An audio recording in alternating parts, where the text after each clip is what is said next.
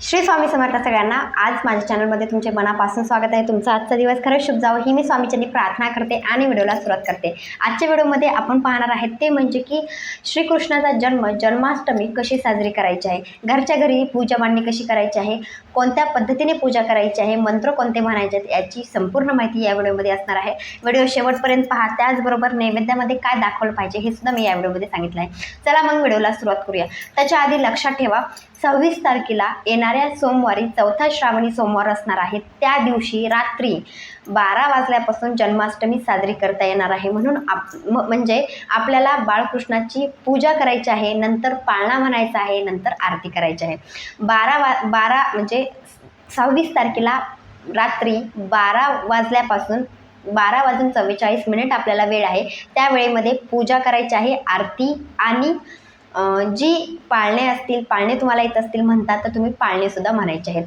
चला मग आपण पाहूया की कशी पूजा करायची आहे। तर तुम्हाला आता पूजा कशी करायची ते मी तुम्हाला सांगते। एक चौरंग घ्यायचा, चौरंगावर तुम्ही लाल कलरचं वस्त्र टाका किंवा पिवळ्या रंगाचं वस्त्र टाकायचं आहे। ते झाल्यानंतर झुला छोटासा घ्यायचा आहे, जे तुमच्या घरामध्ये असेल ते घ्यायचं आहे। जी तुमच्या घरामध्ये बाळकृष्णाची मूर्ती असेल ती बाळकृष्णाची मूर्ती घ्यायची आहे। लहान असेल मोठी असेल जी असेल ती घ्यायची आहे, कारण की जन्माष्टमीच्या दिवशी आपल्याला बाळकृष्णाची मूर्ती लागतच असते। आणि त्याचबरोबर आपल्याला गणपती बाप्पाची पण पूजा करून घ्यायची आहे। तर मी अभिषेक घालून घेतलेला आहे, दुर्वा ठेवलेला आहे, फक्त आता फुल अर्पण करायचं राहिलेलं आहे। तर लाल रंगाचं फुल आपल्या गणपती बाप्पाला अर्पण करून घ्यायचं आहे। तर ही झाली आपल्या गणपती बाप्पाची पूजा। आता बाळकृष्णाची पूजा आपण करून घेऊया। तर सगळ्यात महत्त्वाची गोष्ट एक लक्षात ठेवा, तुम्ही अभिषेक घालत असताना सुद्धा ती जी तामण आहे, जी तामण घेतलं आहे त्याच्यामध्ये सुद्धा फुलाच्या असे फुलं टाकायचे, फुलाच्या पाकळ्या टाकायच्या आणि त्याच्यामध्ये बाळकृष्ण ठेवायचं आहे। आणि आता नंतर जी पाणी घेतले त्याच्यामध्ये सुद्धा पाकळ्या टाकायच्या आहेत। तर आता आपण बाळकृष्णाचा अभिषेक घालून घेऊया। तर पाण्याने अभिषेक घालायचा आहे आधी। ओम नमो भगवते वासुदेवाय नमः, ओम नमो भगवते वासुदेवाय नमः, ओम नमो भगवते वासुदेवाय नमः, ओम नमो भगवते वासुदेवाय नमः, ओम नमो भगवते वासुदेवाय नमः, ओम नमो भगवते वासुदेवाय नमः। पंचामृताचा सुद्धा वापर झालाच पाहिजे, तर पंचामृताने सुद्धा अभिषेक घालायचा आहे। ओम नमो भगवते वासुदेवाय नमः। तर पंचामृताने अभिषेक घालायचा, पाण्याने अभिषेक घालायचा आहे, शुद्ध पाणी घ्यायचं, नंतर त्याच्यावर अर्पण करायचं बाळकृष्णावर आणि स्वच्छ कपड्याने बाळकृष्ण स्वच्छ करून घ्यायचा। तर अशा पद्धतीने बाळकृष्णाचा अभिषेक आपल्याला घालून घ्यायचा आहे। तुम्ही सकाळी पूजा केला असाल बाळकृष्णाची, तरीसुद्धा तुम्हाला रात्रीसुद्धा बाळकृष्णाच्या मूर्तीवर अभिषेक ही घालायचाच आहे। लक्षात ठेवा, ही खूप महत्त्वाची गोष्ट आहे। ही बाळकृष्णाची आहे त्याला आता स्वच्छ कपड्याने पुसून घ्यायचं आहे। तर अशा पद्धतीने बाळकृष्णाचा आता अभिषेक झालेला आहे। आता आपण आता सजवून घेऊया आपण बाळकृष्णाला। तर आता ह्या ठिकाणी म्हणजे इथं चौरंगावर मी खाली बाळकृष्ण ठेवायला, मग त्या ठिकाणी फूल आणि अक्षदा थोड्याशा ठेवून घ्यायच्या आहेत, अक्षदा टाकायच्या आहेत थोड्याशा ह्या फुलावर आणि ह्या ठिकाणी बाळकृष्ण ठेवायचं आहे। तर आता जी वस्त्र असेल, जी बाळकृष्णाची जे वस्त्र असतात, आता आपल्याला खूप छान असे वस्त्र भेटत आहेत, ते तुम्ही वस्त्र आणू शकता, बाळकृष्णाला घालायचे आहेत। तर बाळकृष्णाला वस्त्र परिधान करून घ्यायचे आहेत। आता मी तुम्हाला एकदा दाखवते। खूप छान वस्त्र भेटायलेत बाळकृष्णाचे, खूप छान असे बाळकृष्णाचे वस्त्र तुम्हाला भेटतील, ती वस्त्र घ्यायची आहेत बाळकृष्णासाठी। नंतर एखादा असा छोटासा हार जर भेटला तर हार पण घालून घ्यायचा आहे। नंतर बाळकृष्णाला अशी काही बघा असं मोराची अशी छोटीशी बघा, हे किती छान मुकुट दिसत आहे, असं मुकुट पण भेटतं, ते मुकुट। तर हे झालं आता बाळकृष्णाला आपण छान असं सजवलेलं आहे। तर आता आपण काय करू, बाळकृष्ण म्हणजे पाळण्यामध्ये हे करू। तर आता ठेवायचं आहे बाळकृष्ण आपल्याला पाळण्यामध्ये।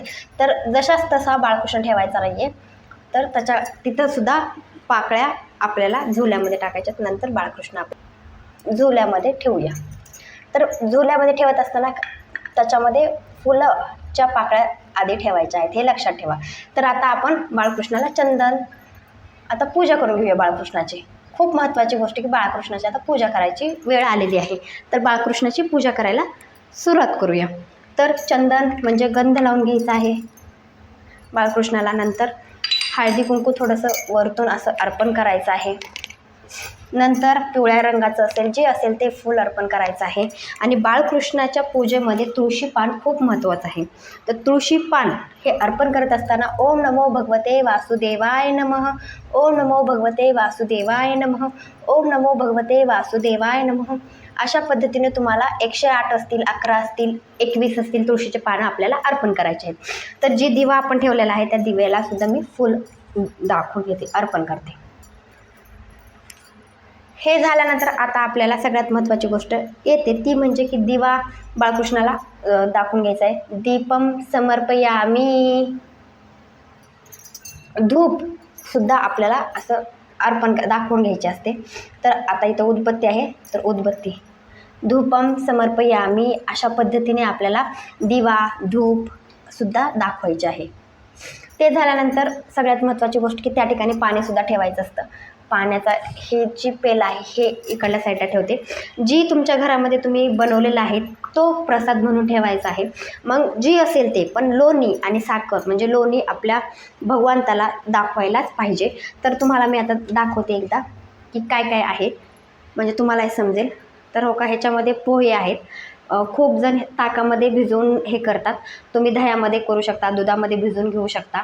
नंतर जे ड्रायफ्रूट्स आहेत त्याच्यामध्ये बदाम असतील, काजू असतील, मनुके असतील, जी असेल ते तुम्हाला घ्यायचं आहे.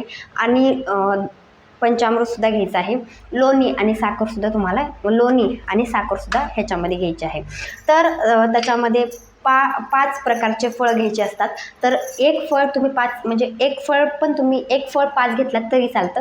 तर आपण आता खाली एकदा नैवेद्य दाखवून घेऊया.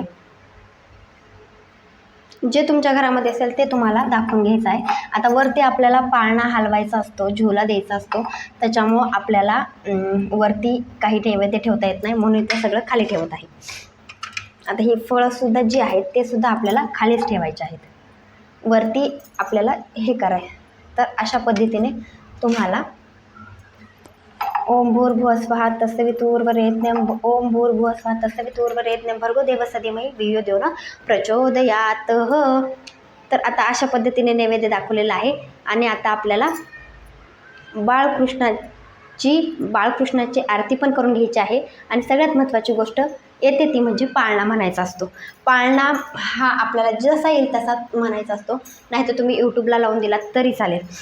तर यूट्यूबला तुम्ही लावून द्यायचा आणि म्हणायचा. उगाच थोडक्यात आता मी तुम्हाला म्हणून दाखवते. पहिल्या दिवशी जन्मले बाळ, कळस सोन्याचा देते डहाळ. कृष्ण जन्मला कंसाचा काळ, जो बाळा जो रे जो. कृष्ण जन्मला कंसाचा बाळ, जो बाळा जो रे जो. अशा पद्धतीने आपल्याला पाळणा म्हणून घ्यायचा आहे. जसे तुम्हाला जितके येतील तेवढे तुम्ही पाळणे म्हणू शकता. आपल्याला जेवढे येते तेवढे म्हणत आहे, जितके म्हणताल तितकं अतिउत्तम गोष्ट आहे. आणि ही पूजा आपल्याला 12च्या नंतरच करायची आहे. सायंकाळी 26 तारखेला आपला चौथा श्रावणी सोमवार असणार आहे. आणि त्या दिवशी संध्याकाळी त्या दिवशी रात्री 12च्या नंतर पूजाला सुरुवात करायची आहे. 12:39ला पाळणा म्हणायचा आहे. म्हणजे त्याच्या पूजा झाल्यानंतर लगेच तुम्ही पाळणा आणि आपल्या बाळकृष्णाचा जन्म नंतर पुन्हा तुम्हाला आरती करून घ्यायची आहे. अशा पद्धतीने कृष्णाची आरती तुम्ही रात्री करायची आहे. अशा पद्धतीने तुम्हाला बाळकृष्णचा जन्म म्हणजे जन्माष्टमी साजरी करायची आहे. तर तुम्हाला हा व्हिडिओ आवडला असेल, लाईक शेअर सबस्क्राईब नक्की करा. भेटूया नंतरच्या व्हिडिओमध्ये. श्री स्वामी समर्थ.